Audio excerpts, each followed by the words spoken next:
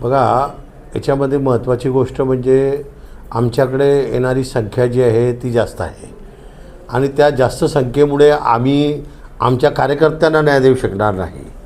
म्हणून कार्यकर्त्यांना न्याय देण्यासाठी आम्ही 75 जागा लढवायची आमची तयारी केलेली आहे आणि त्या माध्यमातून वरतूनसुद्धा आम्हाला असे निर्देश आहेत की जर आपल्या कार्यकर्त्यांना न्याय देण्यासाठी जर आपण सर्वांना सांभाळून घेतलं पाहिजे तरच आपण मग 75 लढलो तरच आपण कार्यकर्त्यांना देऊ शकतो, कारण ही निवडणूक कार्यकर्त्यांसाठी आहे. मग आमची जबाबदारी आहे की अशा वेळेस कार्यकर्त्यांना जास्त मोठ्या प्रमाणात सांभाळून घेण्यासाठी तो प्रयत्न करायचा आहे आणि ते आम्ही करतो आहे. तुम्ही जसं म्हणताय की कार्यकर्त्यांना सांभाळण्यासाठी आम्ही सर्व लढलो, तर ही नेमकी भूमिका आहे की ठाकरे गटाने संबंधजनक जागा दिल्याने नाही, हे आमची भूमिका आहे आणि स्पष्ट भूमिका आहे. जिल्ह्याचे जे नेते आहेत, एकनाथ खडसे जे आहेत राष्ट्रवादीचे नेते, त्यांनी मुक्ताईनगरमध्ये भाजपचा प्रचार करताना ते दिसले. राष्ट्रवादीचं पॅनल त्यांनी त्या ठिकाणी उभं केलेलं नव्हतं आणि आजच्या मुलाखतींना देखील ते अनुपस्थित राहिले. काय सांगा? बघा, आजच्या मुलाखतीच्या बाबतीत तर साहेबांनी सांगितलं की त्यांचं बोलणं झालं होतं, बाकीचा विषय नाही आहे. आणि तो मुद्दा जो होता तो नगरपालिकांसाठी होता. हा महानगरपालिकेच्या मुद्द्यासाठी मी एकच सांगेल की आता त्यांनी काय लढवलं नाही लढवलं, त्यांना काय अडचण होती हे आज ते नाही सांगू शकत. आपल्यालाही समजतं, कारण आजकाल तुम्हाला माहिती आहे सर्वात जास्त त्रास भाजपचा काय आहे तर ED BD CD काय त्याचा जास्त आहे. त्याच्यामुळे साहजिक काही असू शकते, असं होऊ शकते आणि त्याचा त्रास लोकांना देण्याचा प्रयत्न ते करतायत, त्यांना करू द्या. पण आम्ही जो मुद्दा आहे, आमचा मुद्दा जो महत्त्वाचा तो आहे ते सांगतो तुम्हाला की जळगावचं पाण्याचं जे नियोजन फिसकटलेलं आहे, पाण्याच्या पाईपलाईनींमुळे जे रस्ते खराब केले गेले, परत बनवले, परत खोदले गेले, त्याच्या माध्यमातून जो भ्रष्टाचार झालेला आहे त्याच्यावर आम्ही बोलणार आहे लक्षात.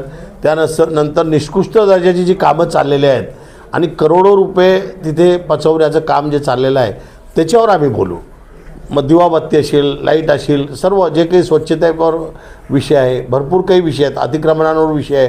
तर या संदर्भात आम्हाला वेळोवेळी जेव्हा असा सभा राहतील, जवळजवळ 10 सभा आमचं आता ठरलं की 10 सभा राहतील आणि त्या 10 सभेचं नियोजन आम्ही करणार आहोत. कारण यावेळेस काय आहे, अगोदर स्टार प्रचारक जे आहे ते प्रत्येक पक्षाला 20ची परवानगी होती, आता ती 40ची केली आहे निवडणूक आयोगाने.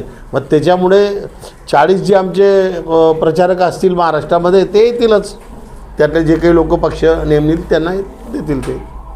जळगाव महापालिकेमध्ये आपण जर बघितलं की आपली लढाई थेट गिरीश महाजन असतील, गुलाबराव पाटील यांच्यासोबत असणार. आम्ही यांच्या सर्वांच्या समोर लढलेलो आहे, त्याच्यामुळे मला काही नवीन नाही आहे. आणि जळगाव शहरामध्ये आमचा मतदारसंघ बी होता, त्याच्यामुळे रवींद्र भैयांनाही पूर्ण मतदारसंघ माहिती आहे. तर आम्हाला त्याच्या संदर्भात काय अडचणी आणि आम्ही कोण मोठा आहे आणि कोण छोटा आहे तो विषय नंतर बघू ना आपण वेळेवर. सभेत आल्यानंतर दाखवू कोण लहान आहे आणि कोण मोठा आहे, तर तो काही विषय थोडी आहे.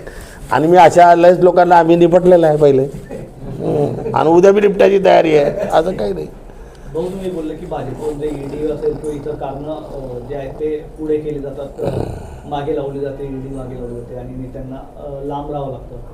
तसं या महापालिका निवडणुकीत पण दिसू शकतं का? त्रास दिला जातो आणि देऊ शकतात ना, त्यांचं काय, त्यांचं कामच हे आहे.